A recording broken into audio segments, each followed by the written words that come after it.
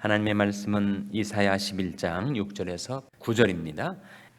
그때 이리가 어린 양과 함께 거하며 표범이 어린 염소와 함께 누우며 송아지와 어린 사자와 살찐 짐승이 함께 있어 어린 아이에게 끌리며 암소와 곰이 함께 먹으며 그들이 새끼가 함께 엎드리며 사자가 소처럼 풀을 먹을 것이며 젖먹는 아이가 독사의 구멍에서 장난하며 젖된 어린아이가 독사의 굴에 손을 넣을 것이라.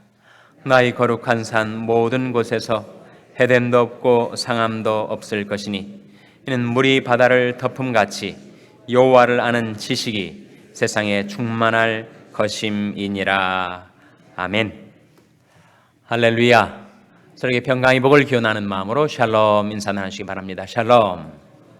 샬롬. 금요 새벽 기도에 잘 나오셨습니다. 오늘이 금요일인데 8월 며칠이죠? 8월 15일입니다. 오늘이 바로 조국 광복 69주년을 기념하는 뜻깊은 날입니다. 내년이면 광복 70주년. 성경에서 40 혹은 70이라는 수는 중요한 의미가 있죠. 40은 어떤 한 역사의 기간이 완결되는 시간으로 성경에 종종 나타나죠. 70 역시 완전수 7자가 들어간 70 역시 어떤 사건과 경륜이 꽉 차이게 되는 그런 완결의 시간을 상징합니다. 이스라엘 민족이 범죄하여 하나님께 심판을 받고 바벨론의 포로로 잡혀갔다가 몇 년 만에 고토로 귀환하게 되죠? 몇 년 만입니까? 70년 만에. 그래서 우리 민족이 하나님의 은혜로 조국 광복을 맞이한 후 이제 내년이면 70년이 되는데 내년까지 하나님께서 우리 민족을 불쌍히 여기셔서 놀라운 구원과 통일의 역사를 이루어 주시기를 위하여 나라와 민족을 위해서 여러분 계속 기도해 주시기를 바랍니다. 어제 제가 교육부의 몇몇 분들과 함께 우리 중고등부 자녀들이 수양관에 다녀왔어요. 우리 교사까지 한 50명 정도가 수양관에서 열심히 수양에 참여하고 있는 것을 보았습니다. 아주 평화로운 수양관, 쾌적한 분위기에서 아이들이 얼마나 좋아하는지. 엄마 보고 싶지 않느냐? 안 보고 싶대요. 아이들도 엄마에게서 해방되고 엄마들도 아이들에게서 해방되고 그런 은혜의 기간이 되는 것 같습니다. 이번 수양의 기간 동안에 아이들이 은혜 받고 변화될 수 있도록 기도해 주시기를 바랍니다. 토요일 돌아올 예정입니다. 오늘 본 말씀 9절 같이 읽겠습니다. 이사야 11장 9절 말씀 같이 읽겠습니다. 시작. 나의 거룩한 산 모든 곳에서 해됨도 없고 상함도 없을 것이니 이는 물이 바다를 덮음같이 여호와를 아는 지식이 세상에 충만할 것임이니라. 나의 거룩한 산 모든 곳에서 무엇도 없고 무엇도 없다고요? 해됨도 없고 상함도 없을 것이니. 이 해됨과 상함 뭘 말할까요? 우리가 살고 있는 이 세상에는 아직도 다툼과 싸움과 전쟁이 끊이질 않습니다. 왜 하나님이 창조하신 세상이 이렇게 참혹한 세상이 되었는가? 무엇 때문입니까? 무엇이 이 세상에 들어왔기 때문이라고요? 죄가 세상에 들어와서. 하나님이 창조하신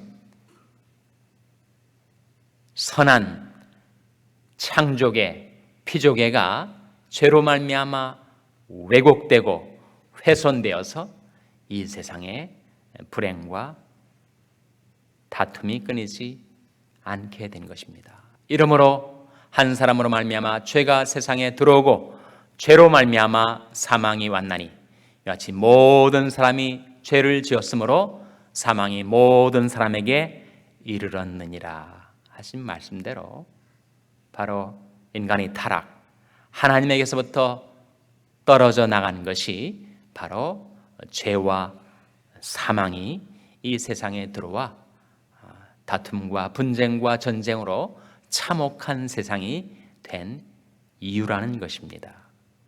그러나 그날이 오면 어떻게 된다고요?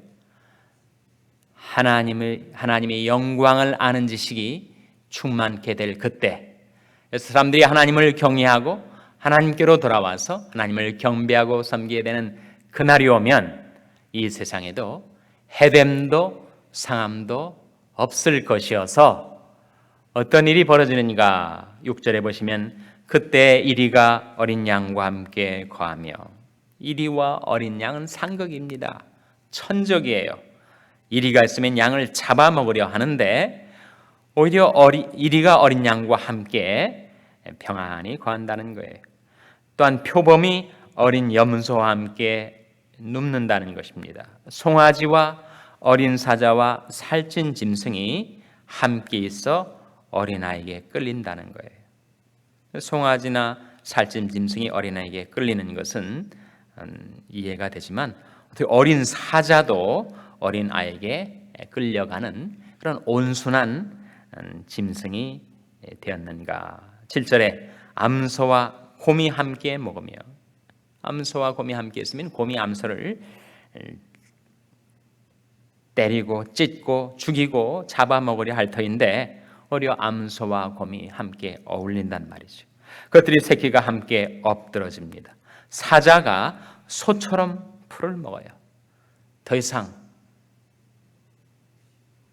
찢고 피 흘리고 삼키고 죽이는 일들이 없어진다는 것입니다. 젖 먹는 아이가 독사의 구멍에서 장난을 해요. 독사의 구멍에 어린아이가 손을 넣었다가 물리고 독이 퍼져서 죽게 되는 그런 세상이 아니라 젖 먹는 아이가 독사의 구멍에서 장난을 쳐도 상함이 없고, 젖된 어린아이가 독사의 굴에 손을 넣어도 해됨도 없는, 하나님이 다스리시는 온 세상에 해됨도 없고 상함도 없는 평화의 세계, 평화의 나라가 도래하게 될 것이다. 그 이유는 물이 바다를 덮음같이, 여러분 물이 바다를 덮은 모양을 생각해 보세요. 바다가 얼마나 광대합니까? 거기에 가득 찬 물들이 덮여 있는데 어디 거기에 물이 덮여지지 않은 진공 부분이 있겠습니까? 광대하고 그리고 빼곡하게 물이 들어찬 것처럼 하나님의 영광을 아는 지식이 어디에 충만할 것이라고요? 세상에 충만할 것임이니라. 하나님의 영광을 아는 지식, 하나님에게 즐거이 순복하여 평강이 넘치는 그 하나님의 나라가 언제 도래할 것인가? 평화의 왕이신 우리 주 예수 그리스도께서 이 세상에 다시 오실 때, 우리는 그날을 향하여 살아가고 있습니다.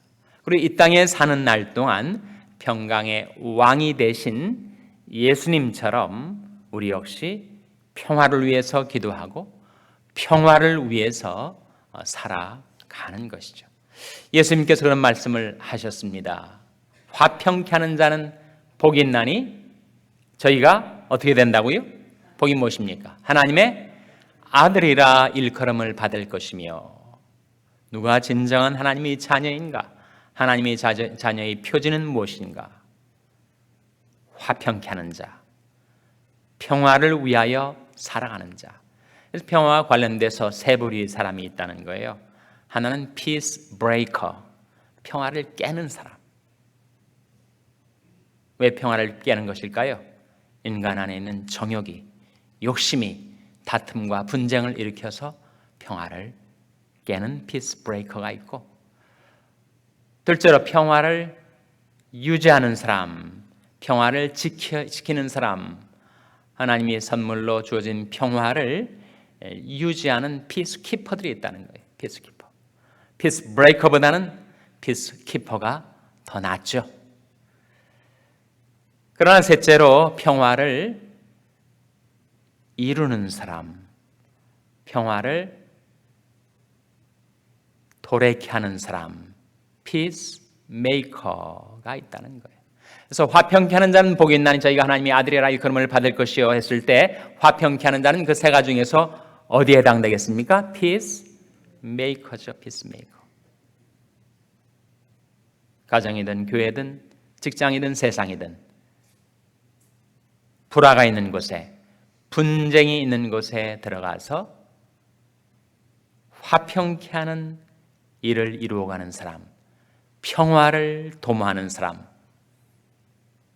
인간의 노력과 의지로 이룰 수 없는 평화를 위해서 기도하는 사람.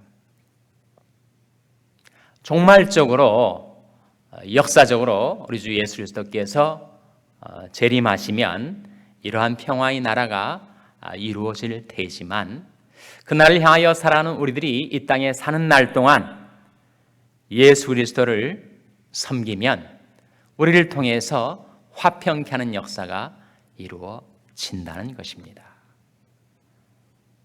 우리가 살고 있는, 내가 죽기 전에 과연 주님이 재림할 것인가? 날과 시는 아무도 모르니까 그 누구도 장담할 수 없겠죠. 아마 우리가 죽은 다음에 주님이 재림하실 가능성도 많이 있습니다. 그럼 내가 살아있는 날 동안 내가 행해야 될 일은 무엇인가? 하나님 나라의 도래를 희망 가운데 바라보면서 이 땅에 사는 날 동안 화평케 하는 자로 사는 것. 내가 화평을 다 이룰 수 없죠. 평화의 왕이신 주님이 이루시는 것이죠. 그렇다면 내가 해야 될 일이 무엇인가는 자명해지는 것입니다. 그것은 평화를 위해서 기도하는 것입니다. 주님이 오셔서 우리를 다스려 주시기를 위하여, 우리를 주관해 주시기를 위하여, 그래서 주님이 우리 가정, 우리 교회, 우리가 살고 있는 이 세상 가운데 평화를 도입하시도록, 평화를 가져다 주시도록 평화를 위해서 기도하며 사는 것. 그리고 오늘 본 말씀해 보시면 6절부터 9절 앞에 1절부터 5절까지의 말씀이 나타나 있습니다. 그 문맥에서 우리가 발견하는 귀중한 깨달음이 있는데, 결국 우리가 평화를 이루는 사람으로, 피스메이커로 살아가기 위해서는 예수님께서 끼쳐주신 삶의 본을 조금이라도 흉내내며 살아가는 것이죠. 예수님에게 여호와이신 곧 지혜와 총명이시니요 모략과 재능이시니요 지식과 여호와를 경외하는 신이 강림하셨듯이 우리에게도 하나님의 신이 임하셔서 성령의 능력으로 평화를 위해서 살 수 있게 해달라는 기도가 우리에게 필요한 것입니다. 그리고 3절부터 5절까지 나와 있는 예수님께서 살아가셨던 그 라이프 스타일 무엇이었습니까? 그가 여호와를 경외함으로 즐거움을 삼을 것이며 그 눈에 보이는 대로 심판치 아니하며 귀에 들리는 대로 판단치 아니하며 공의로 빈핍한 자를 심판하며 정직으로 세상이 겸손한 자를 판단하며 그 입의 막대기로 세상을 치며 입술이 기운으로 악인을 죽이며 공의로 그 허리띠를 삼며 성실로 몸이띠를 삼으며 살아갈 때, 죄성을 지닌 우리 인간이 어떻게 완벽하게 주님의 삶을 재현해낼 수가 있겠습니까? 우리가 기대하는 최선은 주님이 살아가신 삶의 발자취를 좇는 것, 예수 그리스도의 사상과 정신과 삶을 늘 기억하고 그것을 본받아 살아가는 것. 그래서 하나님께서 은혜 주신 대로 최대한 주님이 살아가신 삶의 접근해 가는 것. 그리야 할수록, 그렇게 주님께 가까이 나아갈수록 우리는 주님을 닮아 화평케 하는 자로, 피스메이커로 살아갈 때 내 몫에 태인 화평의 분량만큼 우리 가정과 교회와 세상 속에 주님의 평화를 도입하는 그런 귀한 통로와 도구로 쓰임받는 저와 여러분 될 수 있기를 주님의 이름으로 축원합니다. 기도하시겠습니다. 오늘 말씀 기억하며 하나님, 저희들 통하여 주님의 평화가 이 세상에 임하게 하여 주시옵소서. 기도하시기 바랍니다. 저희 민족에게 조국의 광복을 주신 하나님께서 통일도 주시고 우리 민족을 들어 온 세계 보호를 위하여 사용하시는 그런 민족 되게 해 주시옵소서. 위하여 기도해 주시기 바랍니다. 우리 자녀들 위해서 기도할 때 하나님, 저희 자녀들이 피스메이커로 하나님께 쓰임받게 하여 주시옵소서. 기도하시기 바랍니다. 평생 연약한 지체들이 평화를 위해서 기도할 수 있게 해달라고, 저들이 심령과 육신을 소생케 해달라고 기도해 주시기 바랍니다. 우리 샬롬 교회가 그 이름 그대로 평강이 넘치는 교회, 평화를 위해서 쓰임받는 교회가 되게 해달라고 기도해 주시기 바랍니다. 여러분이 생업을 위해서 기도하시고 브라질의 김용환 선교사님을 위해서 기도해 주시기를 바랍니다. 여름 수양회에 나아가 있는 우리 중고등부 자녀들이 은혜 받고 변화될 수 있도록 기도해 주시기를 바랍니다. 하나님, 이 아침에 하나님 앞에 나온 저들을 성령으로 충만케 하셔서 사명 감당케 하여 주시옵소서. 이런 제목들로 우리 합심해서 기도하겠습니다.